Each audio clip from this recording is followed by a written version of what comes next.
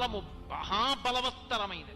ఈశ్వరుడు కాలరూపంలో ఉండి గత జన్మలలో నేను చేసిన పాపపుణ్యాలు లెక్కలో పెట్టుకుని ఈ జన్మలో పాపానికి దుఃఖం ఇస్తాడు, పుణ్యానికి సుఖాన్ని ఇస్తాడు. లెక్క చెప్పి ఇవ్వవలసిన అవసరం ఆయనకి లేదు. చాటు నుండి ఫలితాన్ని ఇస్తాడు. చెట్టు చాటు నుండి రాముడు వాలికి ఫలితాన్ని ఇచ్చినాడు. ఆయన ఎదురుగుండా వచ్చి కోటేశ్వరరావు ఫలానా జన్మలో ఫలానా పేరుతో ఉన్నప్పుడు ఒక కుక్కని కొట్టావాయ్, అందుకని ఆ ఫలితాన్ని వాళ్ళకి ఇస్తున్నాను.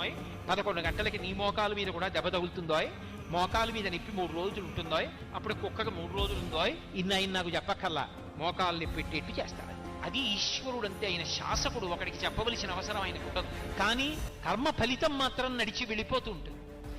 ఇందులో మీరు ఒక్క విషయాన్ని జ్ఞాపకం పెట్టుకోవాలి. నేను ఒక కుక్కని కొట్టాను అనుకోండి, అది మళ్ళీ ఆ దెబ్బ రూపంలో నన్ను బాధిస్తుంది. ఎప్పుడు నేను ఈ జన్మలో భక్తిగా ఉన్నాను అనుకోండి, ఈశ్వరా ఎప్పుడో తప్పు చేసి ఉంటాను, లేకపోతే ఎందుకు మనుష్య జన్మ వస్తుంది? మనుష్య జన్మ అంటే పాప ఫలితం, పుణ్య ఫలితం